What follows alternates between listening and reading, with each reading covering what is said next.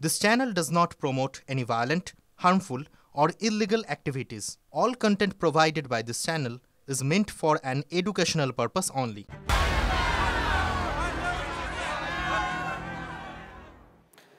এদিকে জয় বাংলা স্লোগানে নিষেধাজ্ঞা বাংলাদেশে, চাপ দিয়ে হিন্দুদের ধর্মান্তকরণের চেষ্টার অভিযোগ উঠে আসছে। টিভি9 বাংলার ক্যামেরার সামনে ক্ষোভ প্রকাশ এপারে আসা বাংলাদেশি নাগরিকের।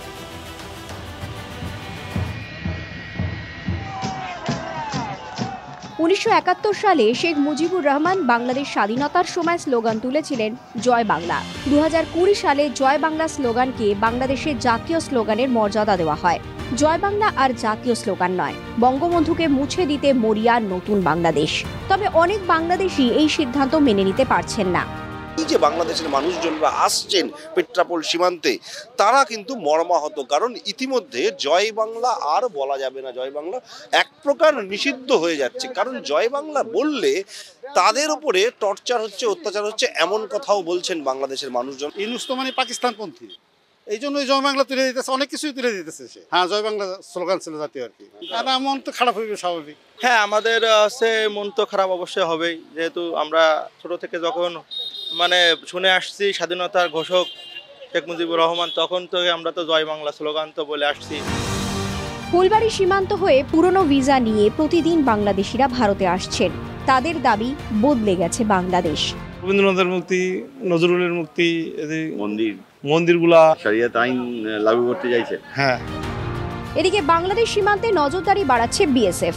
সাঁজোয়া গাড়ি টহল দিচ্ছে সীমান্তবর্তী এলাকায়। কাঁটাতারের বেড়ায় 24 ঘন্টার অতন্ত্র প্রহরায় বিএসএফ জওয়ানরা।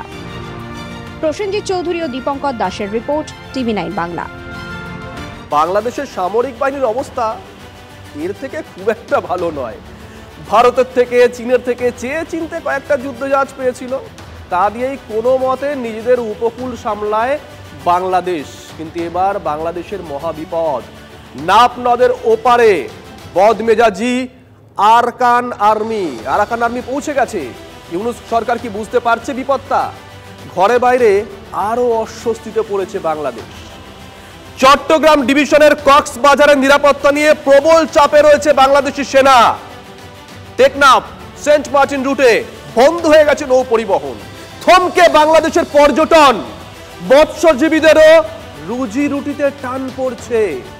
আচ্ছা, এই চট্টগ্রাম কি খুব তাড়াতাড়ি হাতছাড়া হতে চলেছে বাংলাদেশে? লাখ টাকার প্রশ্ন।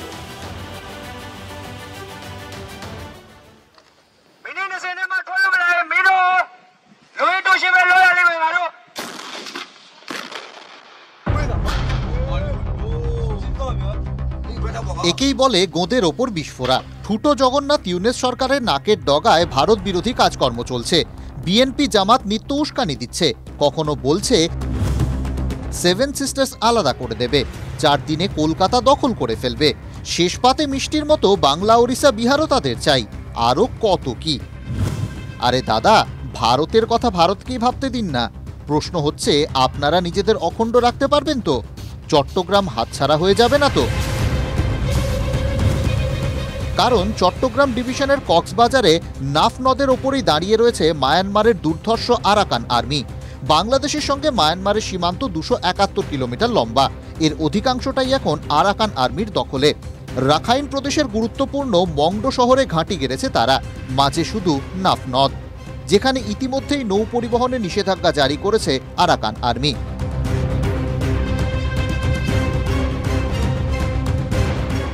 চট্টগ্রামের টেকনাফের বিভিন্ন এলাকা মাঝে মধ্যে কেঁপে উঠছে বিস্ফোরণের শব্দে। তবে তা কতটা ঢাকার কান অবধি পৌঁছচ্ছে সেটা নিয়ে একটা প্রশ্ন আছে বটে। তবে পরিস্থিতি যে নেহাতি সুবিধের নয় সেটা বোঝা যাচ্ছে মায়ানমার সীমান্তে বর্ডার গার্ড বাংলাদেশের তৎপরতায়। সেন্ট মার্টিন দ্বীপে নৌ পরিবহনও বন্ধ। গত কয়েকদিন ধরে একের পর এক প্রভিন্স তারা দখল করছে।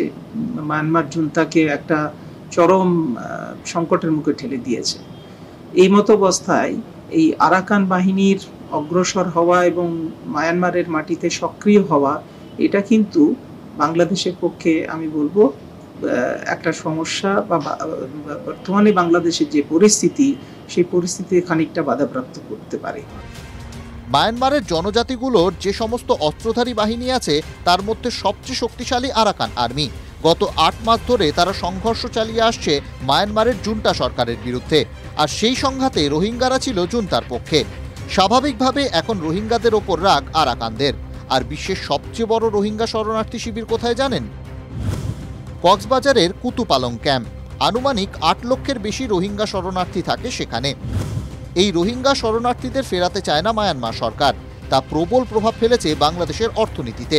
এই ইস্যু নিয়ে তৎকালীন শেখ হাসিনা সরকার বহু দৈত্যের চেষ্টা করেছেন মায়ানমারের সঙ্গে, কিন্তু সবই বিফলে। আর এখন তো বাংলাদেশে তকতি বদলে গেছে, ফলে আরাকান আর্মি ভাবনায় ফেলে দিয়েছে সরকারকে। যে দক্ষিণ এশিয়ায় সামগ্রিকভাবে যে পরিস্থিতির উদ্ভব ঘটেছে বাংলাদেশকে কেন্দ্র করে, এবং তার প্রত্যক্ষ এবং পরোক্ষ প্রভাব দক্ষিণ এশিয়ার প্রত্যেকটা রাষ্ট্রের মধ্যে কিন্তু আমরা লক্ষ্য করছি। একে তো নিজের দেশ অস্থির, তার উপর সীমান্তের ওপর এসে দাঁড়িয়ে আছে দুর্ধর্ষ বাহিনী। যদি তারা জলসীমা পেরিয়ে চলে আসে তাহলে কি হবে? ভারত বিরোধিতার জিগির তোলার বদলে শীতের রোদে আমলকি খেতে খেতে নিজের দেশের অভ্যন্তরীণ সুরক্ষার কথাটা একটু ভেবে দেখবেন রুহুল কবির রিজভিরা।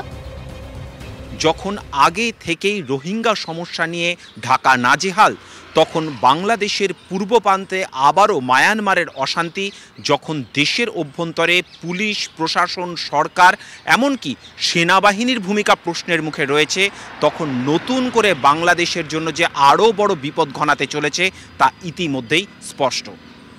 নয়াদিল্লি থেকে ক্যামেরায় অনুদীপের সঙ্গে জ্যোতির্ময় কর্মকার, TV9 বাংলা। আরো একটা বড় খবরের দিকে নজর রাখতে হচ্ছে। বাংলাদেশ আবহি রোহিঙ্গা অনুপ্রবেশের আশঙ্কা, অ্যাকশন মোডে দিল্লি পুলিশ। দিল্লির বিভিন্ন জায়গায় তল্লাশি, অবৈধভাবে কোনো বাংলাদেশি সেখানে বসবাস করছে কিনা তাও খতিয়ে দেখা হচ্ছে পরিচয়পত্র।